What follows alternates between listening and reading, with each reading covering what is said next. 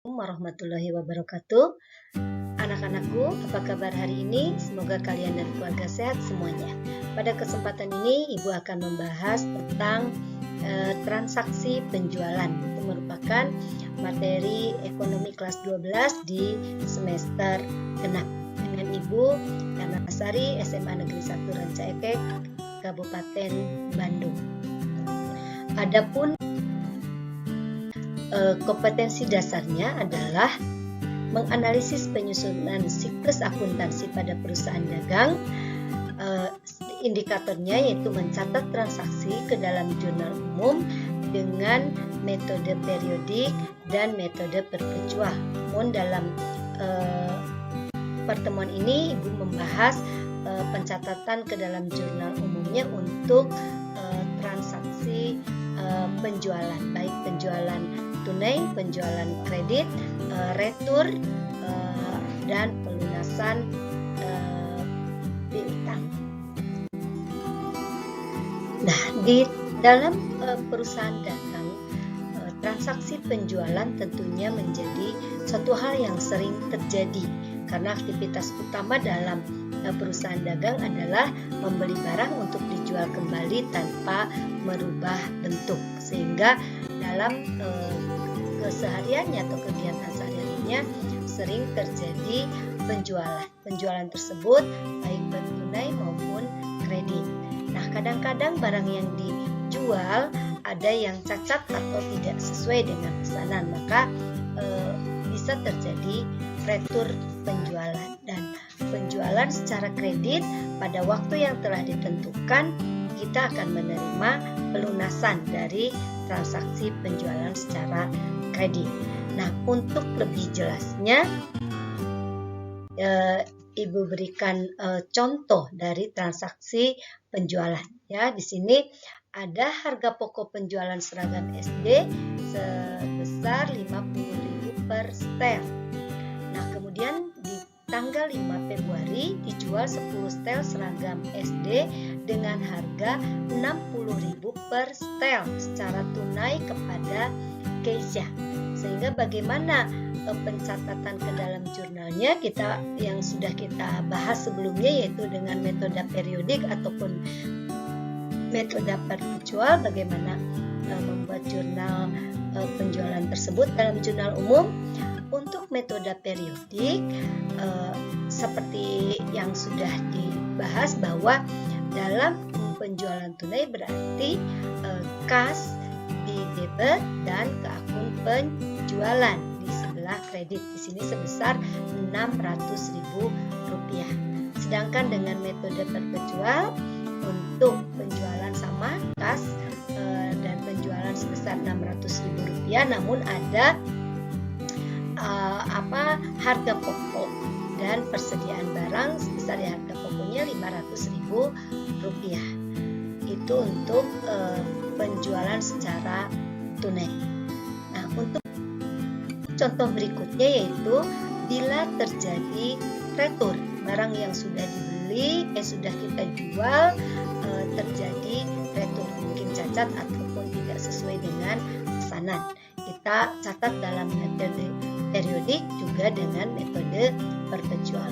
Untuk metode periodik, karena waktu itu kita menjual tunai, berarti retur penjualan dan kas. Retur penjualan di debit, kas di kredit sebesar Rp120.000. Itu sejumlah barang yang dikembalikan. Di sini 2 setel ya. Satu setelnya Rp60.000. Nah, untuk metode perpetual ini untuk retur sama yang pertama, karena di metode perpetual kita selalu membuat dua jurnal.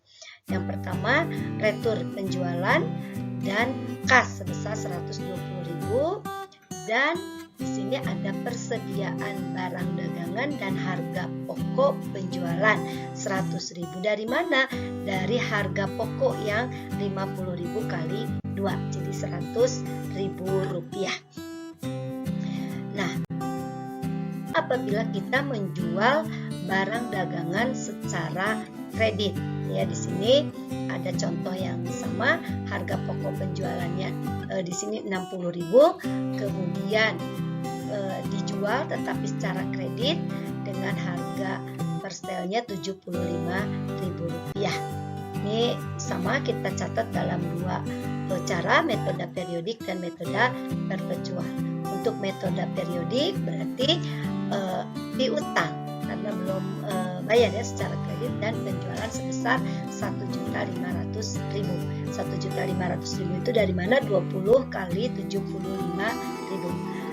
Dan dengan metode perpetual kita membuat dua jurnal. Yang pertama sama piutang dan penjualan Rp1.500.000 dan yang kedua kita mencatat harga pokok penjualan dan persediaan barang dagangan sebesar Rp1.200.000. Itu dari mana? Dari harga pokoknya yang 60.000 kali 20 setel.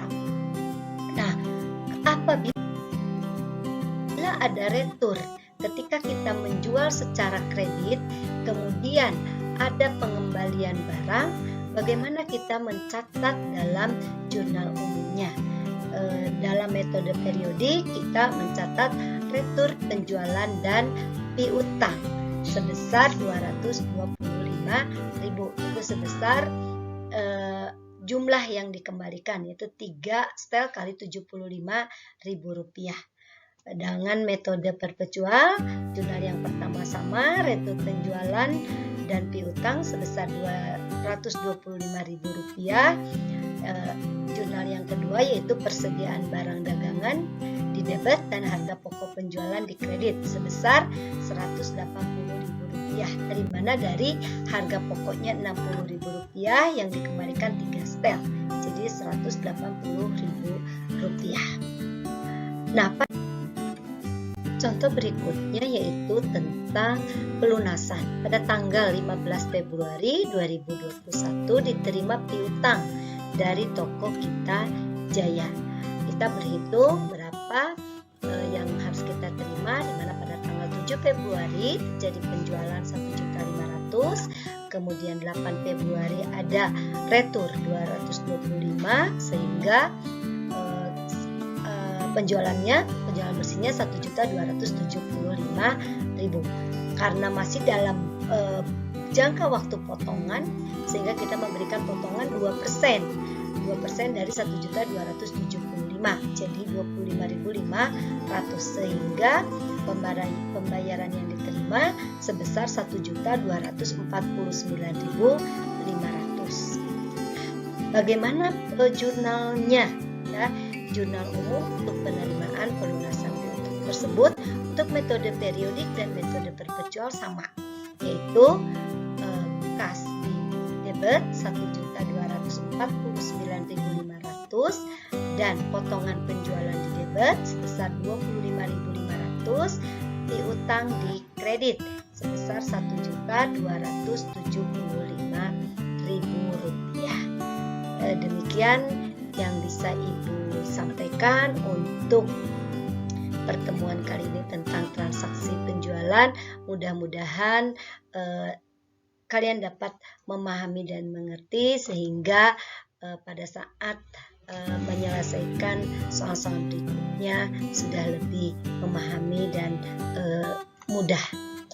Baik, itu saja. Terima kasih atas semua perhatiannya.